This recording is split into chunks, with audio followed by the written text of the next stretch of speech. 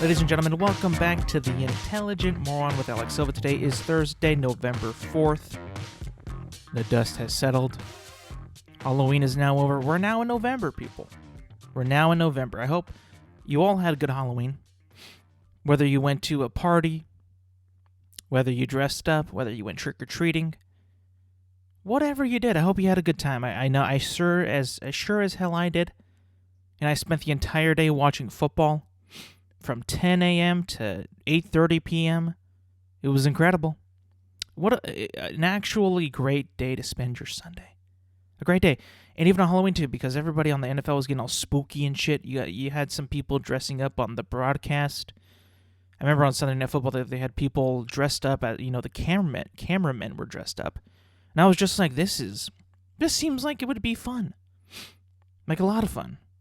Now, of course, I didn't do anything besides watch football and, snack on the candy afterwards, after, like I said, the dust settled after, trick-or-treaters were done.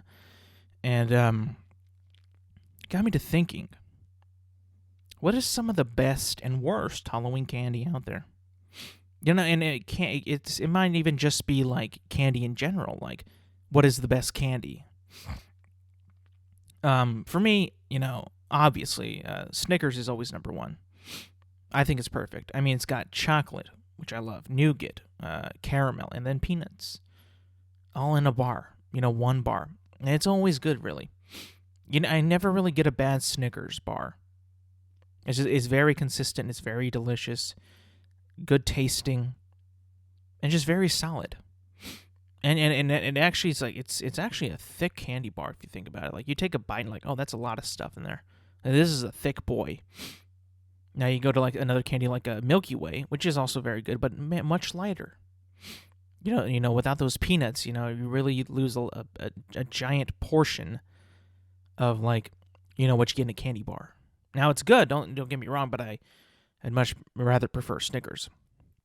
Then you would move on for, in my case, a Twix, always delicious, really. I mean, like, so light sometimes, and so, like, the caramel isn't, like, so chewy. The cookie's not, like, too crunchy. It's just right. The chocolate's not too overpowering. It really is, like, one of the better candies out there. And, they come in 2 bars, what are you going to choose, left or right Twix?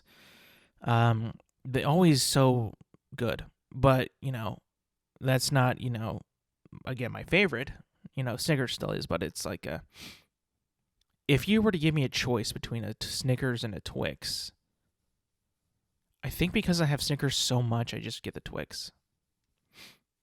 Just because of how good it is. That cookie really is unique.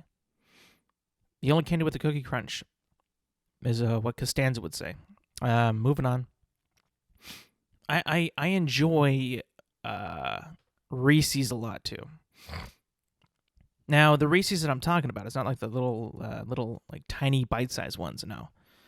I'm talking about like a normal, like a Reese's peanut butter cup. Those are like, they have never been bad in my opinion.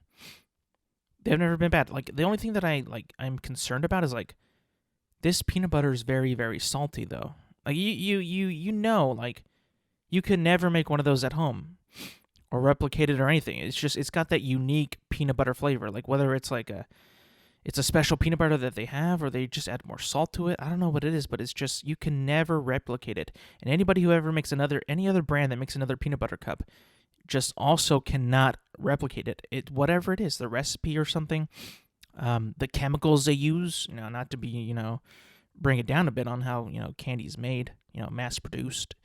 But it's just got that flavor, that quintessential Reese's peanut butter cup flavor that I cannot resist. I actually might think that in the spring during Easter, the peanut butter egg is probably better than the actual peanut butter cup. There's more peanut butter. Not as thin as they're not even that thin all that much, but like not as thin as a regular peanut butter cup. The peanut butter egg is just superior in my opinion. And then $100,000. Now most people probably don't even know what that is. But it's just like a gigantic block of thick caramel drenched in chocolate and rice. like the crispy Rice, like a Rice Krispie treat or something like that. Those are also very good. But the ones that we got this year, in the giant bag variety pack, these ones were like really chewy. Like the caramel was like thick. It'd get on your teeth and all that, and getting all over your. It'd be hard to chew. I was like, this is like really sticky caramel. Usually not all that sticky, but like nevertheless, great tasting candy. So those are like my top five candies. The least candy, my least favorite though. Candies, in general, not just Halloween, but it's a pretty harsh list. But I think that it's valid. Number one of all time, like least, I guess I could say my most hated candies. Number one is Whoppers. Whoppers are if you never had a Whopper before, you never even seen one. You see it on the table or a big bowl of Whoppers. You think that there could be like, oh my God, those look delicious. Those are like, that's what M&M should look like. It's just a ball of chocolate. What's in there? Caramel, rice, cookie, peanut. You don't know what it is. Then you take a bite, and then it's just malt. Malt is one of the most, in my opinion, horrible tasting candies, sweets, whatever you want to call them, of all time. And especially in a Whopper. Like, the chocolate is also very cheap, in my opinion. Yet there's so many people that love Whoppers.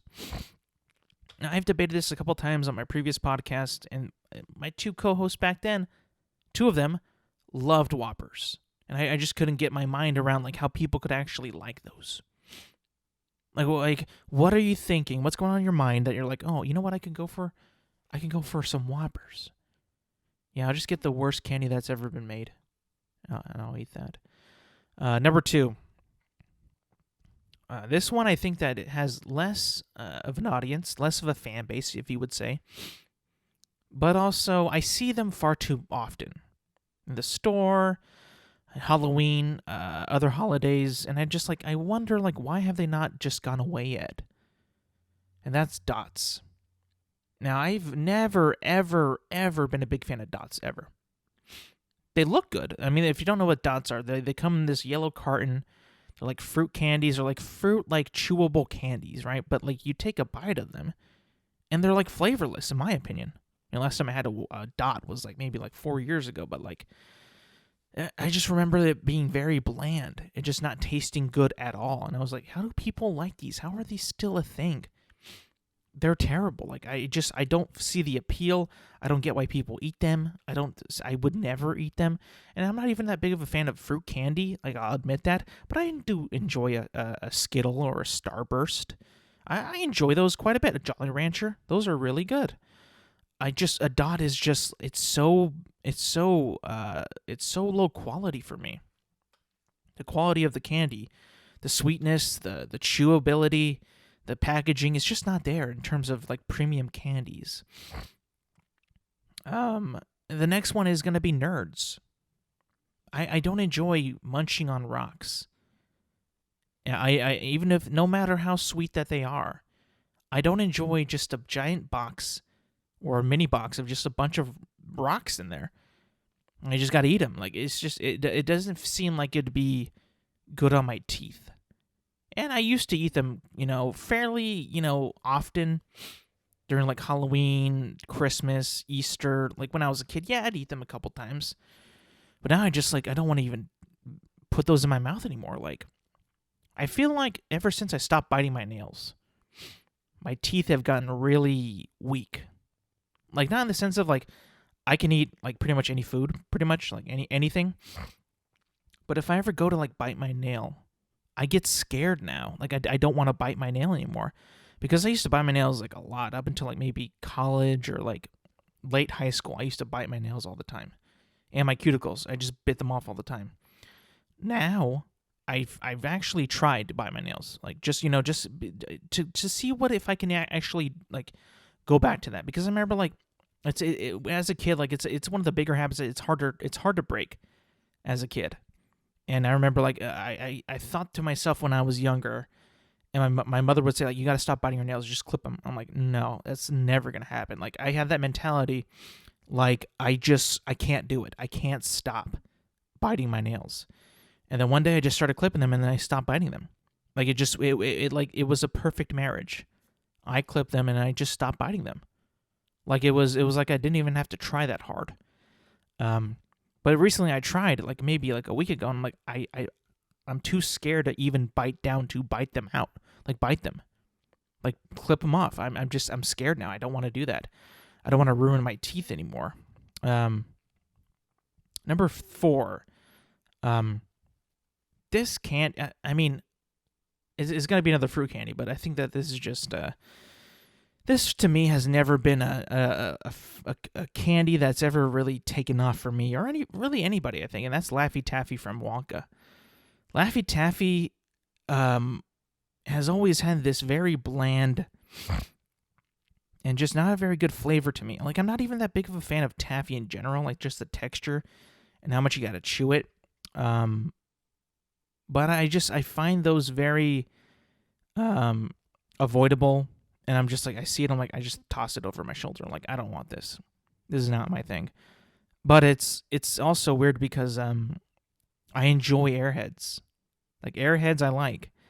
It's got to be the flavor of Airheads, because I think that they're just they just, I don't know what it is. They're just better for me. Laffy Taffy I've never been a big fan of. And I don't think that really, my brother used to enjoy them quite a bit as a kid, but I think nowadays I haven't really seen him ever get them or eat them at all. So maybe that's also happened to my brother too. Maybe it's just like a really kiddie candy, like just a sweet candy, sweet and chewy, like what kid would like, and just to give them to, after dinner or whatever for dessert, and just like shut them up or something like that. I don't know. But it's never really been my ever a go-to candy, and I constantly try to avoid them because I just find them very bad. They're just not good. Moving on. This is on my lower list of this is number 4. So I dislike this one second to least, and not the least, but the second to the least. Like I said, number 1 was the most disliked, which was Whoppers. So this is number 4. I'm not the biggest fan of toffee, Heath toffee. I'm just not. Sometimes it tastes good. Like, if I'm in the mood for toffee and that chocolate, I'll eat it. And I'll be like, okay, yeah. I mean, it's all right, but it's not like, I'm not going to buy a Heath bar like at the store or at the gas station and be like, oh, this is a good snack. Or, oh, I like this. I mean, it's never really been my cup of tea. It does feel like it's like sticky, like when you eat it. Like, it shouldn't be that sticky, but it's like, it's a hard candy, hard Heath toffee bar. You start biting into it, and it gets sticky, which, that's what's going to happen. It is sugar, by the way. But the flavor for me is just not on par with like a Twix or anything like that. Yeah, but that's Heath. Moving on. Number 5. Now this just missed my my top 5 because I enjoy it. I enjoy it, but I rarely ever get it. Rarely ever. And if I do get it, I'm just like, it was all right. Probably should have got something else. And that's a Hershey Bar. That's a Hershey Bar.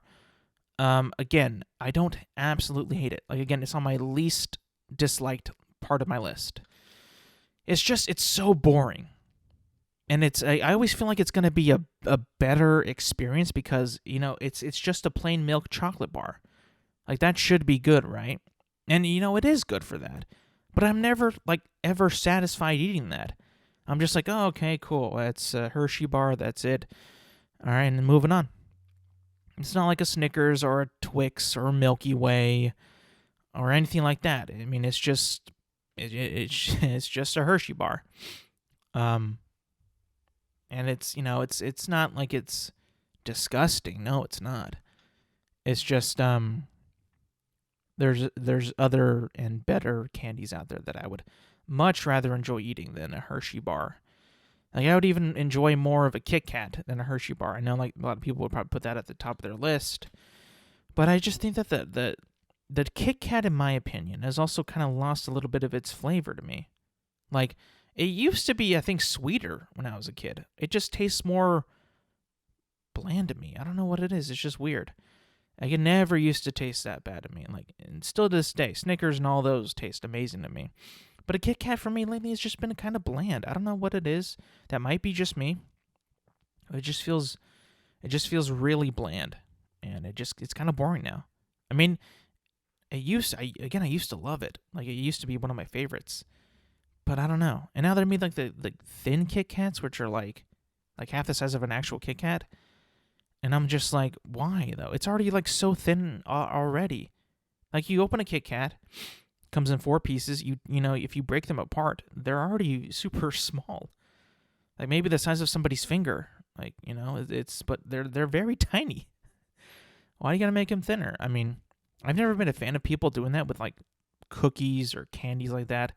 Like, thin Oreos. Why are you making those? There is original Oreos. I know double stacked is like the meta now. Like, everybody gets that. Like, you know, you don't gotta make them thinner like crackers. You know, I've never been a fan of that. I've also never really been a fan of a modified product. Like, a Ritz cracker is so perfect. Just a plain Ritz, buttery, salty, tastes great. It's a good cracker. I enjoyed a lot. But now they made these Ritz chips or Ritz crisps or whatever, and I gotta be honest with you, I hate them. I knew a lot of people back in college that loved them. Even still today, I'm sure people really like them. But I've never, ever, ever been a fan of Ritz chips. They just seem like I just want an actual Ritz. I don't want this bullshit fucking thin-ass cracker. I mean, it's still trying to be a cracker. Like, you gotta go full chip. You can't just make a light, airy cracker. I don't want that. You gotta go full chip. Like, you can't make like you can't do like a potato chip and then make it like a Lay's crackers. Like, that'd be weird. So I think that, you know, those, you know, going back to the thinner Kit Kats, I'm not a big fan of. However, I do enjoy the unwrapped Starburst. You can get those at the store, but also the movie theaters and all that. Those are super good. I mean, those are really good. Now, I mean, I'm sure you don't want to bash on the original. Like, I love the original Starburst. I think that they're amazing. They are very good, but don't knock it until you try the unwrapped. And also, Jolly Ranchers Chewies or Chewables, also very, very good. Don't get me wrong, I enjoy an old-fashioned Jolly Rancher. In fact, my favorite flavor is cherry, by far and wide. My favorite and the best flavor, in my opinion. The worst has got to be watermelon, though. And not just Jolly Rancher, but watermelon in general for any candy is usually terrible. It tastes nothing like a watermelon. Nothing like a watermelon. And I'm sure, like, the cherry doesn't taste as much of a cherry either. But a watermelon to me is just seems like it's just pure sugar. No added fruit chemical or, you know, thing to make it taste like a watermelon. It tastes just like pure, super sweet sugar to me. No tartness, no nothing to balance it out. And it's just, in my opinion, kind of disgusting. But yeah, that's my riff about candy. But you know what I do enjoy, though? That's never given out on any Halloween or any holiday, really, except if you go to your grandma's house, is Werther's. I enjoy Werther's so much. I think they're delicious. Soft, hard shell, and then a soft center. Whichever Werther's you like, I think that they're one of the prime, just basic caramel flavored or caramel candies out there. Like, actually delicious. And I frequently buy them a couple times, and my friends have seen my bag.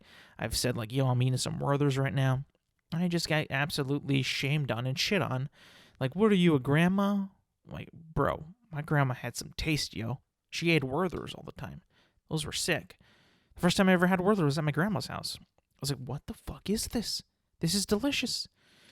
But yeah, that's my riff on candy and Halloween shit. I mentioned the word meta before, talking about candies. And that got me to thinking, Facebook is no longer Facebook, people. It's now the meta. It is now the meta. Which I don't really use Facebook all that much lately. I went on there, like, when I heard the news about Meta, the announcement from Zuck, I was like, I should check out my Facebook again, because I haven't logged on in like a while. I logged on, and then I didn't like go through the feed. I stay away from that because that's just well, I've had Facebook since I was like in 2010. I got it, I think, and I know this because I went through all my Facebook posts, and I just, I went through them, and I saw what I would post when I was a kid, what I would say, and who I interacted with, and what I did. And I was just like, wow, this is just a trip down memory lane of like what stuff came out. I mean, I was posting about the Avengers when it first came out. When I was posting about new movies, other new movies. I posted about games like Black Ops, and I posted about Halo Reach when that came out. It's just an archive of stuff that you can find on your old Facebook account. Just scroll down and see what you did, For the most part, it should be pretty harmless, but, who knows? And then I decided, you know what? I don't hate the name. I don't hate it. Because Facebook, the name now, has such a bad reputation of, like, if you remember back in the election fraud and all that, and Russian spies and stuff like that, whether that be completely true or not, it got bad publicity, privacy issues, or Facebook drama, Facebook news, Facebook groups, live streams on Facebook, political differences on Facebook, whether that be you or somebody that you know, a relative. It's got a bad rap now. It really does. There's no way around it either. You can ask anybody about Facebook.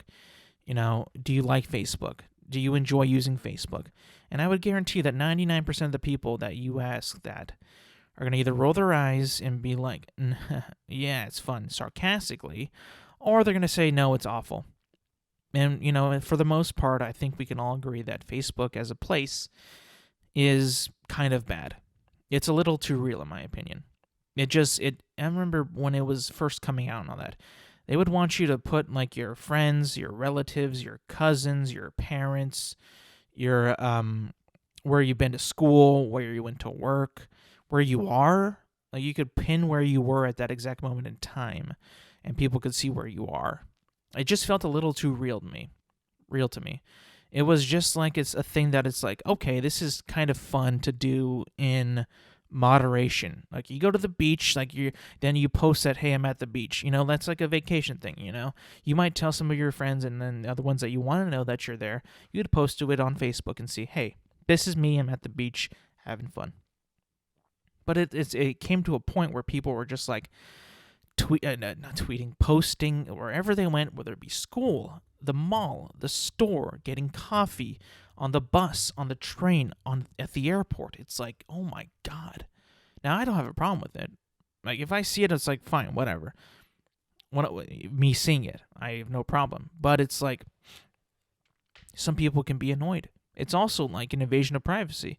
And then people, argue like, well, that's my privacy. That should be private. Then why post it on Facebook? Even though you're going to be, people who don't follow you or not your friends on Facebook, they can't see it. But everybody else that you're friends with, like, that could be a relative, that could be a friend, an ex, whatever that may be, they can see that.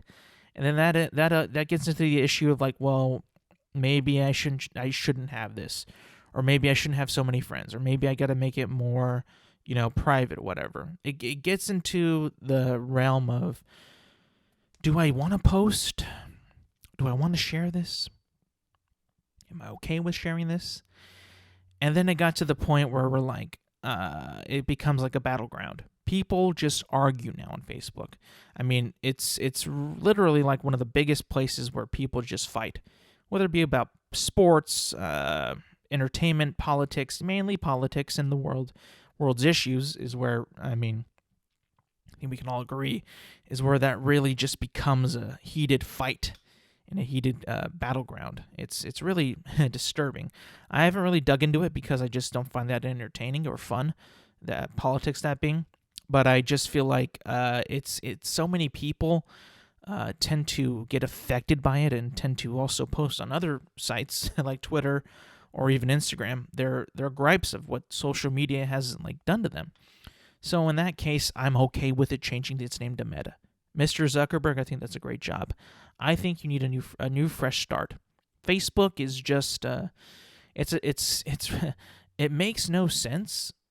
Like even when I first heard about it, as a kid, I was like, "Hey, do you have a Facebook?" I'm like, "What the fuck is a Facebook?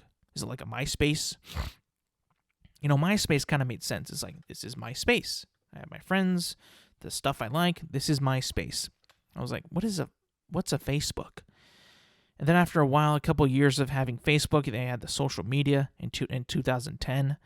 That was a good movie, but it showed like the corruption and the betrayal and the friendships lost and the drama behind it. And it's like, that's pretty much what Facebook is now. That movie. That's all it is now. That's all it is. And that's all social media is.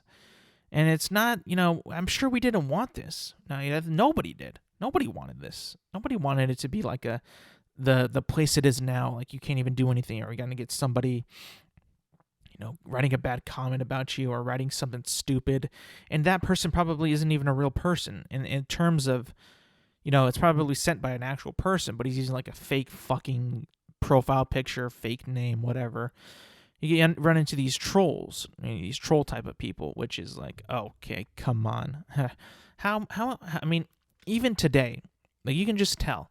You go to any post or not even on Facebook, but any tweet on, anything, like say ESPN or somebody like tweets something about like an athlete or a sport that people don't like. I know a lot of people on Twitter love to bash other people's sports, whether it be basketball, football, soccer, hockey. There's always this weird and simultaneously and identical tweet that just comes up every time somebody tweets about a particular sport. Like yesterday or like a couple, even like last month, or not last month, but what was it? In the summer, people were tweeting about the Euro Cup when it was happening, and how Germany lost or Portugal lost or somebody big lost. You'd always see like one comment, "Not a sport," or "That's not a sport," or "Cover real sports." And that's not just with soccer, but that could be with basketball, it could be with hockey, and I've seen a lot of this with baseball too. I mean, it's just like, and then you click on that guy's profile, and then you see that he made his account literally in 2021, and you're like, this guy's not real. This guy is fake. And then you would scroll down a couple to see an actual comment, a real authentic comment from an actual person, and say like, "Oh, I mean, that was a good game," or "Oh, congratulations," or something like that. It's just, but you got to scroll a while to see that. And then it's the people who have these fake accounts that love to get into drama and start shit and do all this bullshit and actually like put people in bad moods. Now, I've never been a victim of this. I've never actually experienced this.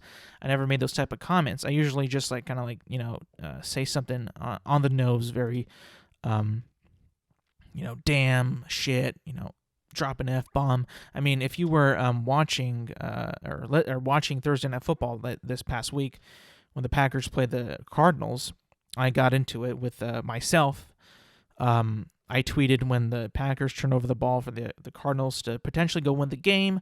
I tweeted, "Let's go Kyler Murray," or "Let's go Kyler." And then when they threw a pick or when something happened, I said "fuck." I tweeted "fuck." And then when the Packers won, I just tweeted "fuck Aaron Rodgers." Like, it's just, that's that kind of shit. I don't tweet it to somebody. I just tweet it on my own feed because I feel like that's safer, and I feel like that's not really going to start shit. And it's also like not aimed at anybody, well, except Aaron Rodgers. But he's not going to see my shit. I hope he doesn't. But if he does, it's also just a tweet. By the way, like it doesn't really matter. It's just like in the past now, which is fine. That's what it's meant to be. It's just for in the moment. It's almost like you watch a movie or something or a show. It's just like in the moment. You watch it, it's over, and it's like, okay, we're done. Let's go. Then you talk about it with your friends, and of course you're not going to be like, oh, I remember it just like this, or you remember it super accurately. You might paraphrase stuff a bit, and it's like it kind of trickles down to, and then they see the movie, and then they get happy, it's just like, it's all in the moment stuff, and that's what Facebook is too. It's all in the moment of how you feel at that moment. Yeah, you probably don't feel that way the next day or the day after that, or even the day before, but in that moment, you're like, oh, you know what, I'm going to say some shit, and like you say it, and then it just becomes a big fiasco. And then it attracts people, and it gets people like you who aren't real to comment, and it's weird, man. It's weird. I hope the Meta name gives it a little bit more of a, even though it's like, I think it is already used by a company. I think that a PC company is called Meta, and they want to Facebook to pay them $20 million to get the rights to that name. Which, I mean, if you're Zuckerberg, right? If you're Zuck, I mean, that should be no problem for you, honestly. $20 million for a name? I mean, come on. First of all, Meta now, sorry. Zuck, you didn't do your research, buddy. You can't just put out a whole presentation and be like, we're now Meta with a new logo and be like, yeah, we're the only Meta out there. Well, it turns out you had a big company that makes computers that is named Meta. What's going on here? And I'm like over here like worrying like I'm going to be, accidentally copywriting something for myself. Mark, now I know you have the money and you can do pretty much whatever you want now. I mean, your Facebook account is already called Meta on Twitter. So I type in Facebook and I just get Meta now. So it sounds like you've already you're gonna pay it. So I mean, we'll see. Now, if you know from the gaming world, if you know from, Call of Duty, or Fortnite or Apex, whatever it may be, that word is also very common in that community. It's referred to what's in now, what's being used now, what's hot now, like a gun, a class, or whatever, especially in like battle royale games like Warzone, Fortnite, and Apex. That's the meta. That's what it's been known for. Now, it's going to be a social media platform. Or it already is. So, I mean, if you click right now, if you go to Twitter and you click on Facebook, if you even just click on their little bio where it says meta.com, it's no longer Facebook. It's just now meta.com. Like, I'm on the URL right now. It just says about.facebook.com/meta. So it's already in, production, I guess. It's already being built, which, it hasn't changed yet on my phone yet because I still have the app. And I've been considering deleting it for like maybe a good 5 years. Like, do I delete this? Do I not? But yeah, Facebook is dead. I think that's for the better. Meta is now in. This is the new meta. We're now in it, and that's just how it is. It does make me laugh though that Zuck did not know that was already a company, and they're just gonna be like, yeah, have it. Keep the name. I don't want anything from it. And they're like, nah, bro, give me $20 million. I want it now. If I owned that word, I'd be so happy for $20 million, but I would be like, nah, Mark, I want $1 billion. Like, I know you got money, Mark. Give me $1 billion. What do you need? You don't eat food. You're a robot. And I liked how in his announcement video, if anybody caught this, he had Sweet Baby Ray's barbecue sauce on his shelf, which was incredibly weird. And I saw so many people were saying like, this is for him to prove that he's not a robot or he's not an alien, to have barbecue sauce there. But I want to know who designed that, whose idea was that, and what was their mindset for it. Like, I don't even want to, I see the video and I'm like, okay, it's there, cool. But what was the concept or the idea to put that in there? I need to know that right now. Like, who did that? Because that is actually hilarious. And, like, I just want to know who did that. I just think that's so funny. Maybe I could design a set like that and put, like, hot sauce or, barbecue sauce or whatever that I enjoy in there. Pizza, something like that. I think that'd be so funny. But yeah, that's meta. In other news, this week, tomorrow actually is when Call of Duty Vanguard is going to be out. I'm excited. I know it's going to be a $70 buy. It's going to be, a little bit more than This is going to be the first game that I actually purchase now. That's going to be in this new wave of the $70 price.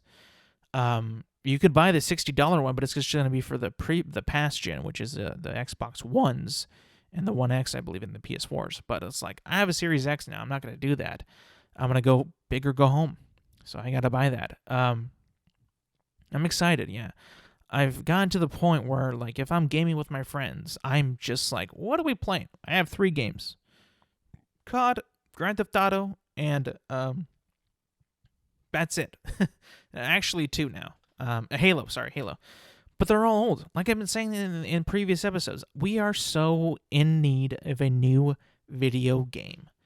We just are. And I feel like even though the pandemic is lined up or not really that, but like, restrictions have lightened up, we can do shit more, we can go out to eat, concerts, sporting events, we can do other shit. The gaming world and the movie world, the movie world's picking up. The gaming world has still kind of, lagged, which is, understandable. But now that it's in November now, we're going to be getting Vanguard, Battlefield, and then in December, Halo. I'm excited. But, I just got to know, how am I going to divert my time between the 3? How's that going to work out? I know that, like, none of my friends are going to get Vanguard, so it's just basically little old me, which is cool because I'm going to have, like, a good month or so, or a good couple weeks to get into that and play it, beat the campaign, level up and shit, play the multiplayer, and then the next month, when December rolls around, I'm going to play, their new map. The Pacific Battle Royale map, which is supposed to, I believe, destroy Verdansk, the current one, which I am bored of now. I'll play it, for sure. I'll play it with my friends and my brother, but like I want another map. I want a new map. I think we all do at this point, but we just gotta wait and see. I hope that Vanguard is cool. I hope that it's so cool that people actually want to get it. I don't think that it will be, but I can sure as hell hope. Moving on. I got around to finally seeing Dune, people. I finally saw Dune. In theaters, by the way. In an IMAX theater. Now, I have to admit, up until the last couple weeks, I wanted to see it. But I was just like, I'm not like super excited. Like, I'll see it when it comes out. Get out a review. Share my thoughts on it. What I thought about the movie. And we'll go from there. But as I said last podcast, I couldn't see it that week because I was going to see it with a friend of mine, a couple friends actually, that wanted to see it. I'm like, you know what? I'm not going to see it on HBO Max, and I'm not going to go to another theater before that and like ruin the experience, right? So I decided to wait a week. So I just saw it last Saturday. And, again, like I said, the biggest screen I could find, the IMAX theater, great sound, great picture, great acoustics, great theater, by the way, great seats too. I have to say, I was absolutely blown away by this. Now, I know that if you've read Dune, if you've seen the old movies, if you're very critical of what is, about Dune, you might say otherwise. Now, me, having never seen anything or read anything or watched anything about Dune, I absolutely loved it. Everything about it. The acting, the design, the effects, the cinematography, the battles, the sequences, just everything about it, the aesthetics, the world and the mythology about this world. I loved everything about it. Now, without, this is going to be a non-spoiler review because I really, really think that everybody who listens to this and is just like, if you're interested or if you're like, what's good out there, or if you just want to watch a new movie, I highly, highly, highly encourage you to go watch Dune in the theaters in the biggest screen that you can possibly watch it with the best sound. 100%. And that feels good to say because I feel like I haven't been able to say that about a movie in a long, long time. Maybe since 1917. Like, actually go see this because it is a grand skeptical masterpiece in my opinion. I loved everything about it. Now, some of the highlights, in my opinion. Like I've already stated some of them, but I really got to give credit to Denis Villeneuve, who absolutely created, like from what I've heard, an unadaptable property in the book of Dune into what I thought was just a well-paced, well-acted, interesting, free-flowing, epic of a movie, just epic. And I've seen, before I saw it, I watching sports and watching TV, you would see like promotional ads for Dune, and they did something that I didn't think that they should have done. And now that I've seen it, I can probably agree with them here. But they would, how in the trailers or in the commercials they put like snippets of reviews about the movie, like this good, or you got to see it in the big screen or whatever like that. Well, they decided to air one that said the next Star Wars and Lord of the Rings. Now, for me, when I first saw that, I was like, hold on, people. It's not even out yet. Don't even start claiming that it's this because it's based off a book and it's got a big cast. We haven't seen it yet. Nobody, at that time has seen it. It was like maybe like 3 weeks ago. We haven't seen it yet. Just chill out. Just hold your horses. Like, don't get my anticipation up. As soon as you start saying, like, this is the next Star Wars or this is the next Lord of the Rings, I'm getting antsy because I'm like, I know how good those franchises and those movies are. And for you to say that about this one, and it's not even out yet, I do get nervous. But that was all put to bed. This movie, like I've said, is just the definition of an epic. And the introduction to this world of Dune that I didn't think that I'd be so invested in or interested in, I am 100% on board with this. And they just got greenlit for the second part, which I'm like, thank God. Thank you, God, because I want more Dune. The movie is about 2.5 hours long. That's 2:35. 2 hours and 35 minutes. And I just felt like it went by like a breeze. Like so brisk. Like I said, there's a lot in there. Like there's a lot of information, a lot of exposition and world building, but it's actually not at all confusing. It's I followed that like pretty well. I was getting a little nervous at the beginning because like there's a lot of information at first, but I'm like, I thought that I actually caught up pretty good. And that that's from somebody who was like pretty lost in Tenet. But I think that movie was just, confusing on purpose. No, but this movie was incredible. I mean, like I've said, it's got everything that you might want. It's got everything that, a giant epic franchise movie, fantasy, sci-fi world movie that you would hope for. It's got some of the best effects I've seen in this entire, in the past like couple years in movies. Like grand scheme, like big picture, big budget movies like this movie is just unbelievable. And also the score by Hans Zimmer is just breathtaking. It fits so well with the world of Dune and everything about it. It's amazing. There's a scene when you see a sandworm, and this is not a spoiler, but you see the sandworm come out of the sand. And I was in literally awe of what I was seeing. Like you see it in the trailer, you see it in like the promotion, you see it here, you see it there. But the way the scene is built up and the way it pays off, and it's not even like the entire movie in this. I'm just talking about one scene or one sequence in particular. But once it pays off and you see the sandworm, I mean, I was just in awe the entire time. And I never thought that I would be because, I mean, the movie is pretty much, if you know about it, it is in a sandy planet. Think of Tatooine. They always leave Tatooine to go somewhere else. But in this, I'm like, I'm not even bored of this. I'm not disinterested. I'm not falling asleep. I'm all in on it. I'm on board. I enjoyed everything about it. And again, like I've never read Dune. I've never seen the older movie or the series of Dune. I don't know anything about it. So I think that if you know nothing about it, if you know nothing at all about Dune, if you're interested, if you want to go see a big movie, absolutely go see Dune while it is still in theaters. I guarantee you will have a good time. You might not love it as much as I did, but you're going to be like, you know what? That was new. That was different. I've never seen that before, because that's what I was like. Now, I knew about the sandworms and all that, like, maybe years before, like, when it was first announced. That's pretty much all I knew, though. And you're like, well, it's just about sandworms, right? That's all. And the desert and dunes, like, no, bro. No, bro. Trust me. When you see it unfold and when you see what it really is all about, and the story and the characters' motivations and everything about that world comes into play, it is, and probably, for this time, at this moment, in my opinion, it is the next Star Wars. It is the next Lord of the Rings. I'm not kidding you here. I'm not kidding you.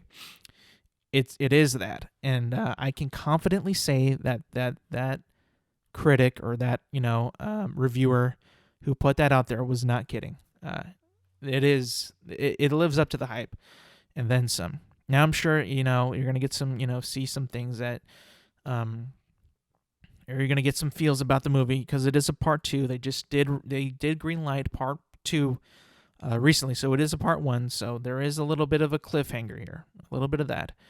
So, not to, spoil it too heavy of what's in there. I'm not going to say, what the cliffhanger was, but there is going to be a cliffhanger to the next film, which even in that, I was just still blown away by that. Just still blown away. I mean, I want to see it multiple times. I really do. And, if that doesn't that doesn't satisfy you, or that doesn't, what's the word, influence you, or rectify what I've said is to be true, I give this movie, and I tweeted this when I saw it, I gave it an 11 out of 10. Now, I never do this, and you can laugh about that review all you want. You can laugh about my scoring system. But in general, what an 11 out of 10 is that a movie went above and beyond what I expected, and I loved it even more than I thought I would. I'm not going to count like some of the things that are bad about it. Not bad, but like nitpicks or things that I could have like done a little bit with more or without. It all just washes away because I had such a great time watching this movie that those little things, I mean, they're very minuscule to me. Like, they're very, very small. Sure, I could have made it like, I could have put them in there, but they're so small to what that movie did to me overall that they had to be ignored. Like, it's just so small, I didn't even want to think about it. It's almost like how much I loved Interstellar. I love that movie. I get that there's problems with it. I get that it's kind of cheesy, but it's just, for me and for other people that also are like me, they just love it for what it is. And I love Dune for what it is. And I want to go see it. Like I said, 11 out of 10. Go see it. I know it's a bit, it breaks the scale, but trust me, for me, it deservedly breaks the scale. Go check it out. It is the next big thing. I promise you that. It is. Can't wait. Moving on. That was a lot of Dune talk, a lot of movie talk. I hope you enjoyed that, because it does not follow. It's not a big notable franchise. It's not Marvel. It's not DC. It's not Star Wars. It's brand new, essentially. I mean, there was a movie in the 80s. There was a series in 2000, but that was so long ago, and it's like it didn't even have that big of a popularity back then. So now is the time for Dune, really. With the effects, with the filmmaking that we have today, this is where Dune can shine finally. And I cannot wait for the next one. It's like I said 2 goodbyes right there. I said moving on, then I went right back to Dune. I'm sorry about that. We're moving on, though. This is official. We are moving on from Dune and meta and all that. Now to talk some sports. Real quick, on Tuesday night, the Atlanta Braves, won the World Series and beat the Houston Astros, and won their first World Series since 1995. And I don't want to seem salty or butthurt still about them beating the Dodgers, but I could care less. Congratulations, but I could care less. I mean, you did beat the Astros, which I think everybody in the country wanted, but I could care less. Enjoy it. I guarantee you that nobody's going to remember this in the next 5 years. It's going to be just like the Philadelphia Eagles beating the New England Patriots back in the Super Bowl. You probably forgot that, but they did do it. Nick, who was their quarterback? It was Nick Foles. And I asked my sister and my mother about that, and they had no idea. So I guarantee you that this championship is going to be like that and be like the Nationals back in 2019. Now, again, I am salty about this. I made that clear. I am salty. I'm still salty. We could have beat the Astros. How did the Braves just become an 88 win team and just be so dominant? I don't get that. Like I said, baseball is all about runs and time periods of how your team does in that time period. They were just hot for the entire postseason, and that's it. You couldn't stop them, which is fine. That's just how it is. Maybe we should abolish the playoffs. Oh no! Again, not to sound salty. Congratulations, but I could care less. Moving on to the NFL. What a crazy week! What a crazy week! I mean, we had a good week. We had a better week. Starting off with Thursday Night Football, the Packers beat the Cardinals in, to me, one of the most disrespectful ways of all time. I mean, that was Kyler's game to win. That was his game to win, man, and they blew it as a team. I was so just absolutely decimated. I didn't want them to win at all. I don't want the Packers to win. I don't want Aaron Rodgers to win. This is so weird. I've never been this bad about Aaron Rodgers. He has me down bad. Like, down bad. Not in the way that you know. Another way. Sad. Down sad. I'm just going to say it. Down sad. He has me down sad. And that's not because of, his personal life, what he does, how he seems like he's like a psychotic fuck in the NFL. It's just the fact that he keeps winning, and there's evidence of him being a bad man. The bad man has made me a sad man. And that's just how I feel about that. I'm a big Kyler Murray fan. I want him to be the best quarterback out there because I think he's so likable, Kyler Murray, because not only is a short king, he's a short king with a good arm and can run the ball and be a good quarterback. I want that. He seems like a cool guy. But anyways, yeah, they beat them 24-21. It was just nobody wanted the Packers to win in America. They wanted the Cardinals to win. I sound like a broken record. I sound like I'm crying. Like I said, I am down bad / down sad. But it's I'm an emotional wreck after that. I didn't think that I would be, honestly. I didn't think that I would care that much about them losing, but I was, and it was not good. Moving on. Let's move on. The Panthers beat the Falcons 19-3. Fucking Matt Ryan had a busted up hand. He got slashed by a cleat. Looked like he got stabbed by a knife or something. I mean, he was bloody murdered that game. And then, of course, nobody else did good. Again, Matt Ryan went 20 for 27, 146 yards, 1 TD. I guess you can probably guess that Kyle Pitts did terrible. But newsflash, I did win last week, though. I won last week against my baby brother. I beat his ass. That was fun, though. That was fun. It felt good to get an actual, another win, convincing win. It felt amazing. Moving on. Oh, and by the way, that doesn't mean that the Panthers are good anyway. You just beat the Falcons.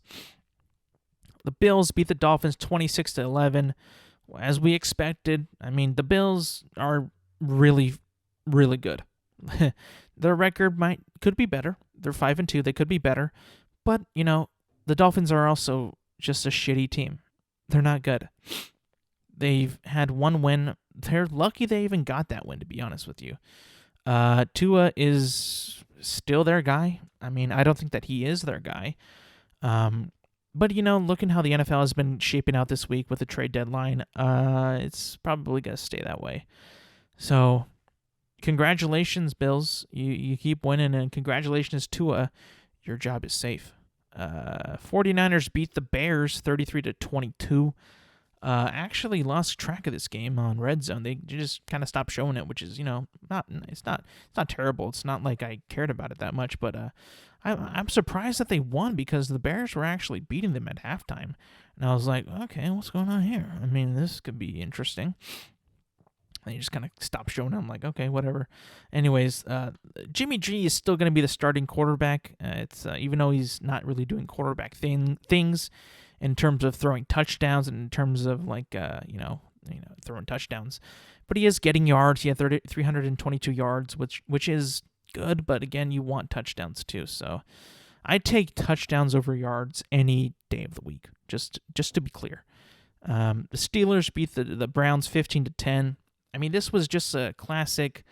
Hey, remember us? Remember we used to own you? We still kind of do. I mean, even though you beat us already, wait, did they beat them? No, they didn't. Even though you are like the baby brother, and you're like you're like getting all the attention. You have like all the talent. We're still your big brother, and we're gonna beat you for that. That's just what I got here. I mean, Big Ben did decent, 22 for 34, a touchdown, 266 yards. This game also got lost within the red zone rotation, which is fine. I mean, it wasn't a very good game. Now, that's the beauty of red zone. You don't have to be committed to one game. You can watch all of them. And if they're not going to be good, they're not going to show them. So that's good. Najee Harris played well, though. 26 carries, 91 yards, and 1 touchdown. He's going to be a beast. I mean, he might be like the next great running back. I say might because he's still got to prove next year that he can adapt and be good as well. You can be good one year. Your rookie year, you can be very good. But if you're not going to, get improved and not going to get better, you're going to have teams find you out. You're not going to be good. You're just not going to be relevant. And that happens with a lot of running backs, by the way. Let me be clear. This is not just Najee Harris. This isn't just, him. Think about Ezekiel Elliott, Saquon Barkley. Those are just two of them that have never really been all that great since they were drafted. Now, I know Saquon's been injured. He's got injury problems, and Zeke just kind of fumbles the ball sometimes. And he also doesn't get that many carries sometimes and just doesn't have that many yards.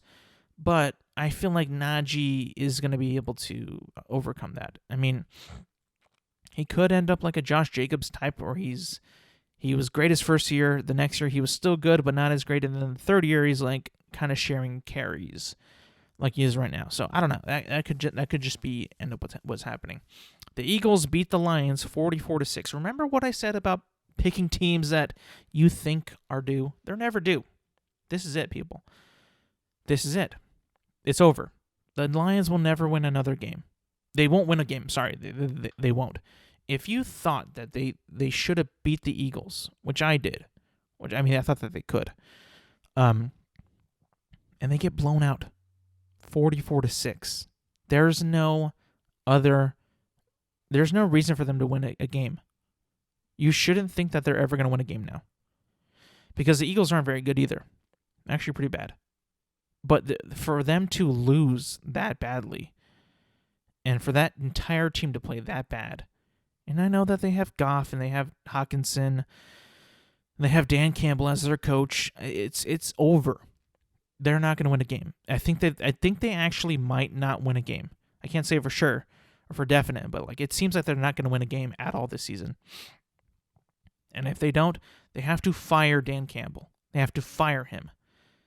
They should probably fire him now, to be honest with you, because losing that bad to the Eagles, straight up not competitive.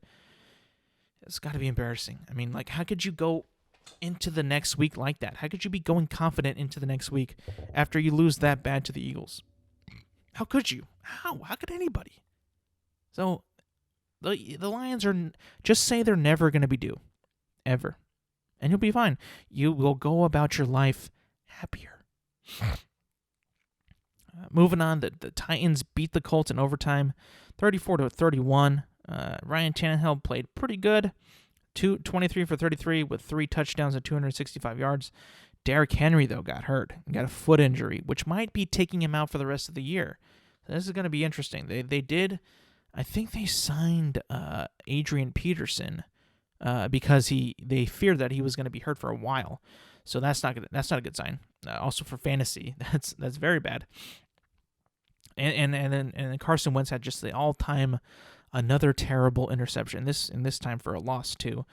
I don't know if he's good, man. I think he still might be broken.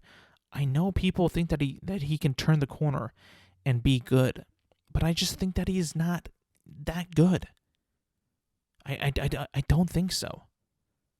We have to stop saying that he's a good quarterback.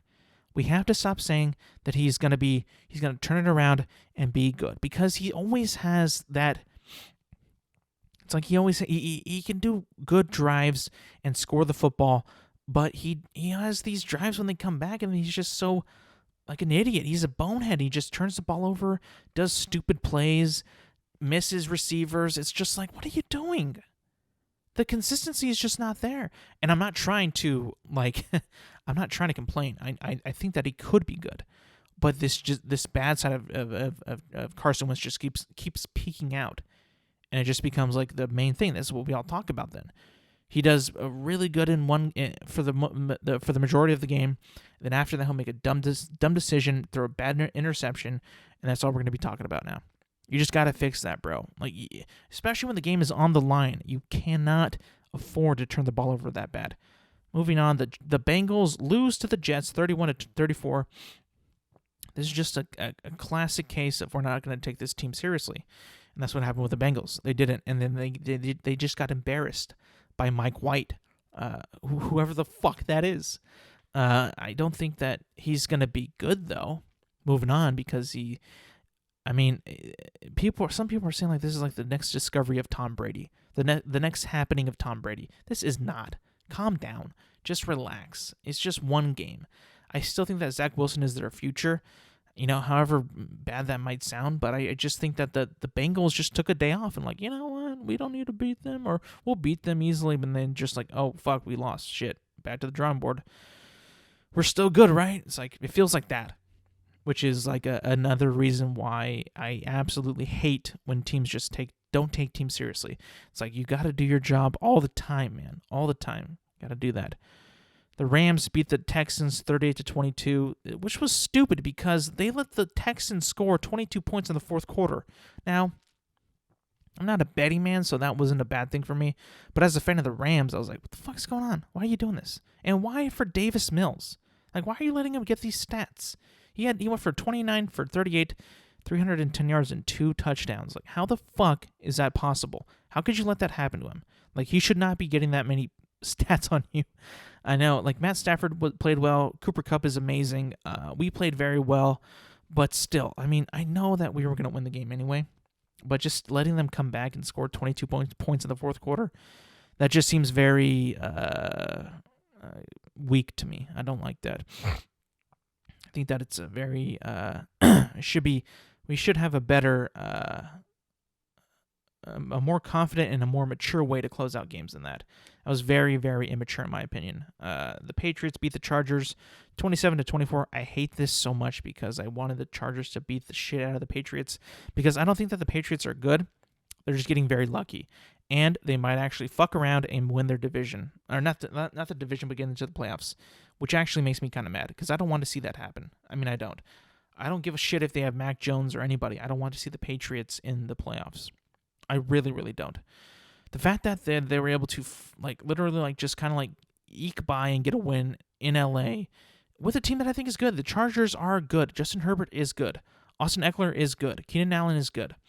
But their defense is just so bad that they can just, it's harder for them when your defense just sucks and you have no help. Your offense is also having problems with the Patriots defense, but your defense is just not even trying. It's just it's pretty pathetic, actually. I mean, it does make me sad.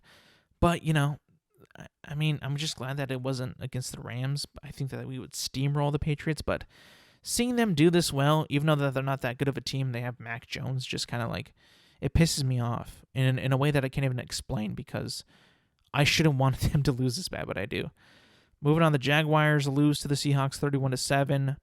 This game here, if you watch this game, the body language on all the players towards Urban Meyer is absolutely negative. They don't want to play for this guy anymore. And I have stopped talking about Urban Meyer in the past week or so because, I mean, he had a bye week. He won in London, and then he had a bye week. That's kind of why. But there's a video or a little clip online about just everybody kind of away from Urban Meyer.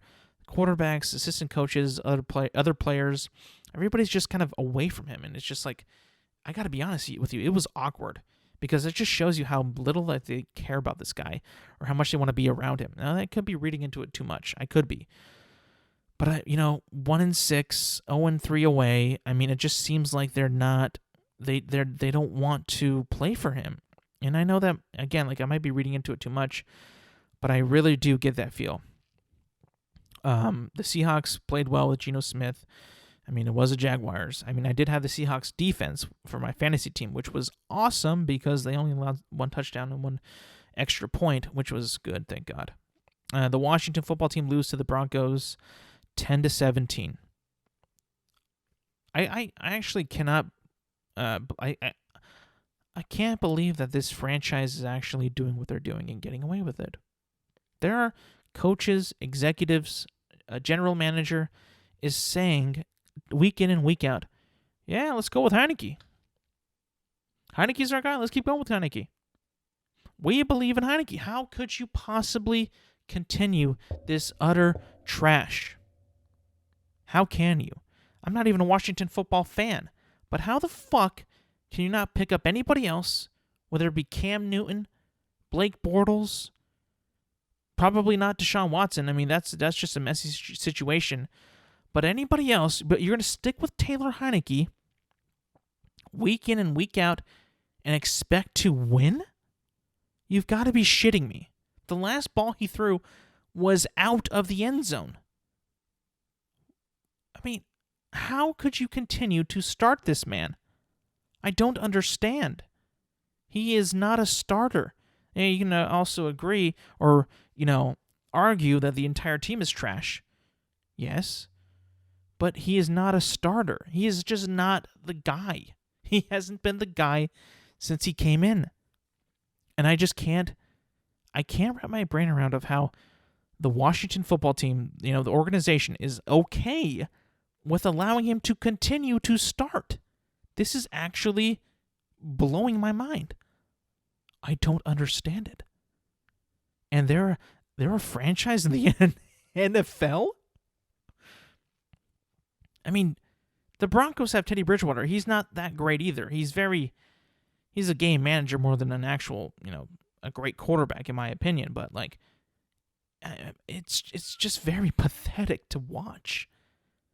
I'm like, I laugh when I see them, and it's like, oh my God, how could anybody want to play? How can anybody think that this is okay? It's just embarrassing. I mean, that NFC East, man, is full of people and players that don't even know what they're doing, man. They don't even know what they're doing, and it's just funny as hell. By the way, within the days after this win, Von Miller got traded to the Rams, which was pretty fucking sick. I mean, I don't think that he's going to be like the vintage Von Miller like he was back with the Super Bowl and all that, and how he was just destroying players. But I think that he is going to be rejuvenized in a way. Like, oh, I'm actually on a pretty good team that has an offense that could score points. And I'm going to be with Aaron Donald and Jalen Ramsey. I think that this is going to be good.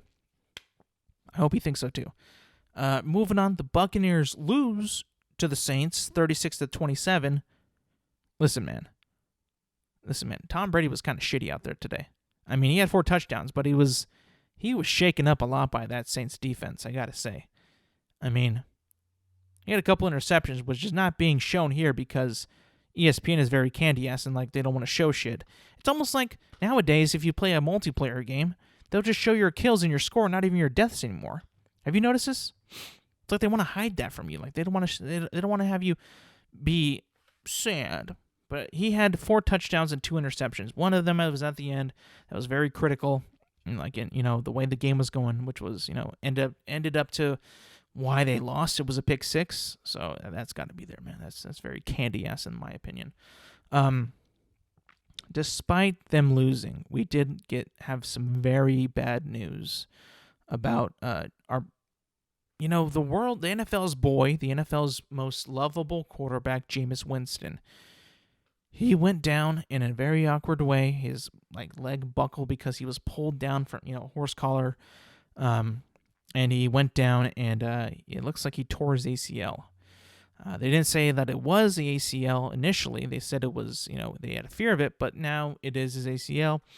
He's out for the rest of the season, which means that they have to go with Trevor Siemian, but we should all hope and pray that Jameis gets better and can still be on the Saints or at least start for a team because he is so freaking cool and funny on the field, and he's actually very good.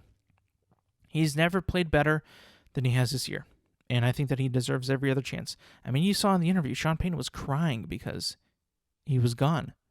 He wasn't going to play anymore because he's done for the year, which is sad. It's very sad to see, but it's, they got to move on. But the NFL is going to be a much less exciting place without Jameis. But we just have to move on, and hopefully somebody else takes his place. Not just for the Saints, but in our hearts.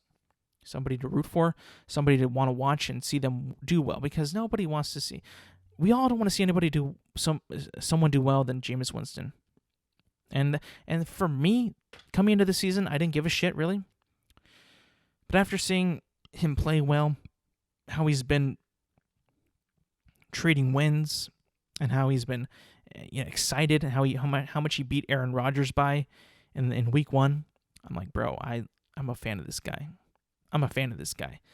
Seeing him go down was very tragic and sad, but we all hopefully hope that he can get better as he recovers from this setback. The Cowboys beat the Vikings 20-16 without Dak Prescott. They had Cooper Rush in, and a lot of people before the game, Chris Collinsworth and even Al Michaels were like, wait a minute, why didn't Dak start?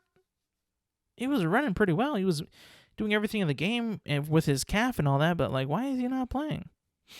You wouldn't have your quarterback be doing these kind of, drills and exercises if he wasn't going to play, or if his calf was really that injured. So it was bizarre to see how the Cowboys made him practice like that and just said, nah, you're not going to play. Well, is it as bad as you say, or is it worse? I don't know. Wait, what's the deal here? He should be playing this week because, how much more time do you need off for a calf? That happened maybe 3 weeks ago, I think. And not even that big of an injury, according to you guys. But they beat them. Kirk Cousins and just seems he seems very mad out there, man. I watched him in this game, and it's it was a good game, by the way. But I was watching him, and I was just I don't know if this guy really enjoys playing for this team. I know he's a pretty talented quarterback, but I think that he doesn't really enjoy either it's his mistakes or his team's mistakes. Whatever it is, it gets him really pissy. And it just, you can see the body language in that. And it's just it doesn't seem like he's having fun out there. And it's just is this the right fit? Should we continue seeing Kirk Cousins with the Vikings? I don't know if we should. It doesn't seem like he's enjoying it, but, it kind of is what it is at this point. They probably should have won this game, though. I don't think that they played well enough to. They should have played better, especially because Dak Prescott was not playing.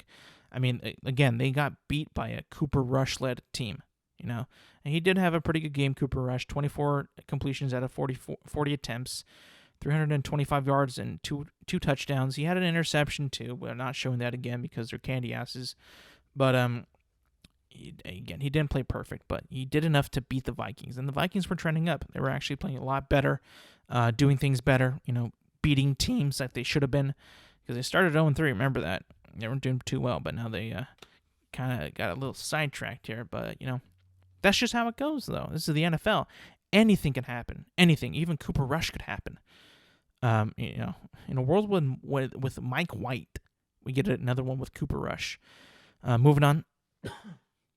We got the Giants losing to the Chiefs 17-20. This was the Manning cast, which I was happy that it was back, especially with the Giants playing. If you don't remember years ago, the Giants, were led by Eli Manning, which was cool to see him commentating on the game and commentating on the Giants and all that. It was really fun to see. The Chiefs, again, they're not convincing me one bit here. They're still playing they know what's happening. They know how to come out of it. They think that they're I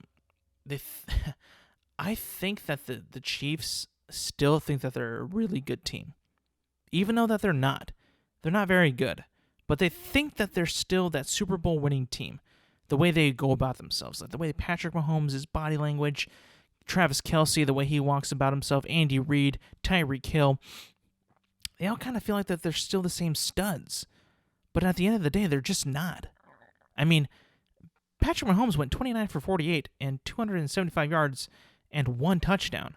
He didn't play all that well. And then 1 interception as well. He wasn't that good. But he still carries himself like he's the best quarterback in the league. Which, I mean, statistically saying, and like, everybody's going to say, like, he still is the best quarterback in the league. But it's like, how long are we going to keep saying this for? Because he's just not performing that well. I mean, sure, he's winning the games and all that, but he's still making very questionable decisions out there, like with his passing and all that. He threw a pretty bad interception. He's lucky that there was a penalty there, that the way it was called back, but he had a very, very bad interception that looked like it was just like, are you okay? Are you fine? The Giants could have won this game, but again, they have Daniel Jones, who I've said is just not the guy. I don't care if he wins against Carolina. If they win against Carolina, he's not the guy. We have so many teams out there that just are stuck in this limbo of a quarterback that they think can perform, but knowing deep down that they can't perform. This is with Taylor Heineke, and Daniel Jones and Sam Darnold, and it goes on and on and on. And Trevor Lawrence, but that could be better, or Davis Mills, or back with Zach Wilson, or Jalen Hurts, or Jared Goff. It just goes on and on and on.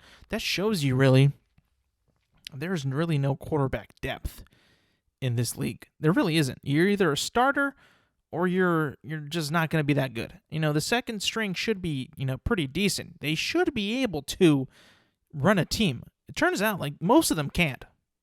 It really does. I mean, for them to not want to start anybody, the Giants Daniel Jones could be a backup somewhere else. Like he's really not that good. He's really not that good. Again, the Texans got lucky with Cooper Rush, but the Saints have Trevor Siemian. The Buccaneers have Blaine Gabbert to back up Tom Brady.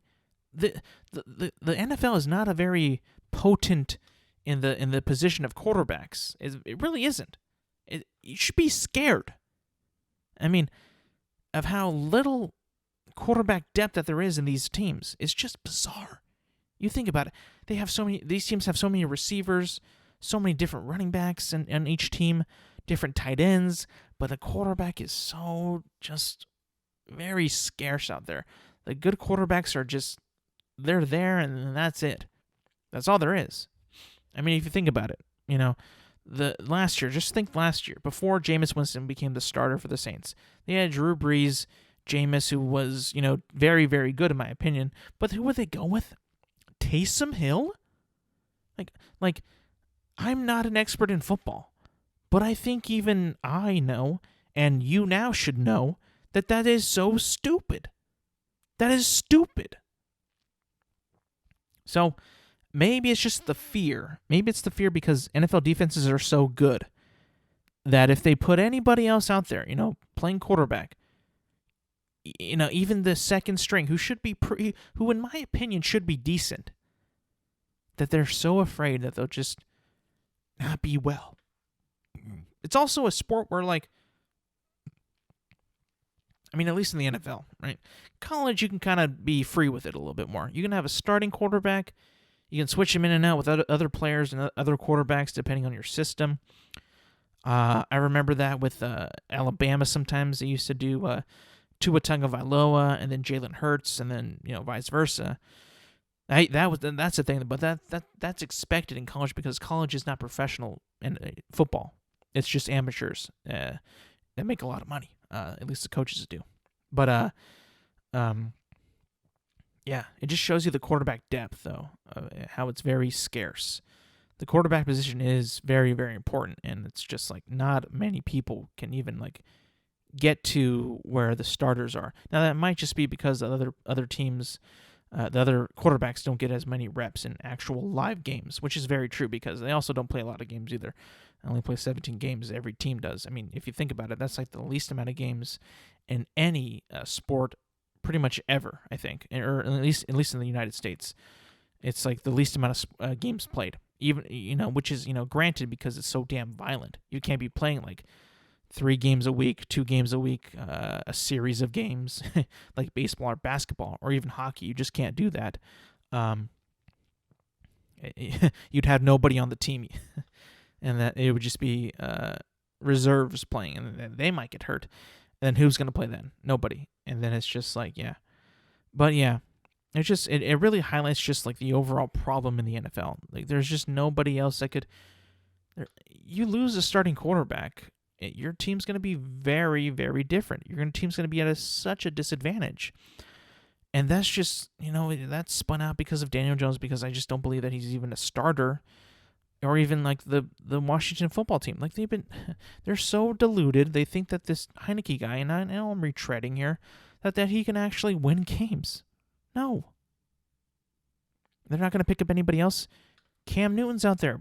Blake Bortles is out there. What are you doing? Trade for somebody. These people are just so they're so locked into their, we got. All right, we're going to roll with that. I don't know, I just think that it's so outside the box thinking that it kind of plagues the NFL in a way, in my opinion. It kind of does. And as much as I love football, the NFL just kind of, I don't know, it just, sometimes I do think that college is better, but I can't really wrap my brain around that. But, other times I just feel like, why don't you play the game different? Why don't you try other things? Why is it got to be so traditional? It could be played differently. You could have, who threw the Cedric Wilson, I believe it was his name, who threw like a fucking amazing pass for the Giants. Like, why was he not playing? And you stuck with Daniel Jones. I mean, I don't understand. I really, really don't. I think the quarterback position needs to be not as I don't know, what's the word? I'm thinking prestigious as it is. Even though that it is very prestigious and is very important, don't make it like it's only certain people can play it, because then you're just not going to get as many people that want to play it or can play it. And that makes the quarterback play when your quarterback does get injured. It's just going to dip because nobody else can fucking play the position. I don't know, man. I know it's kind of a stupid and far out there idea, but if you want to increase the level of quarterback play in the NFL, which is, besides the starters, and not every starter is great, right? It really hinders when that your starting quarterback is just hurt and the backup is just so absolute dog shit. It's like, what the fuck's happening? I remember the absolute worst I think that I've ever seen. Backup performance I think that I've ever seen in the NFL was way back in the day. It was the Steelers and the Ravens, I believe, and I think the Ravens either had Charlie Batch or Byron Leftwich, either one of those two, but it might have been Charlie Batch, and it was a primetime game, and that man Charlie Batch was one of the worst quarterbacks that I've ever seen. And as soon as I saw that, I was like, these backups, and I even remembering it, backups have always sucked. They're always terrible. They're never even close to the starter, ever close. So if you're listening to this, NFL, let's up the quarterback play.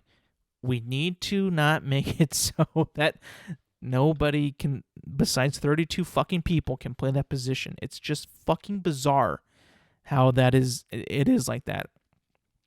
Maybe we should go to a format where we have interchanging quarterbacks. Maybe we should. Why would we not?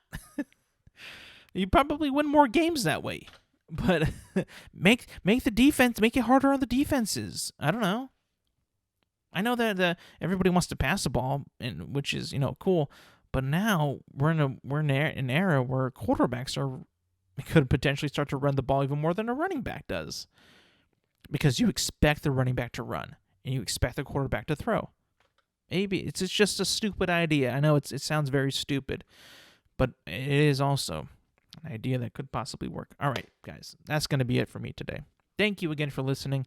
Thank you for watching. I know that was kind of a rant on the this day and age of the NFL and where it's at the moment. Like I said, I don't hate it. I would never hate the NFL unless they, took away games or something like that, or actually became, a terrible business. But that's just where I think about it. Anyways, thank you for listening. Thank you for watching. Like I said, highly recommend you see Dune in the theaters. It's a great experience. You should check it out. Hopefully that I influenced you to go see it.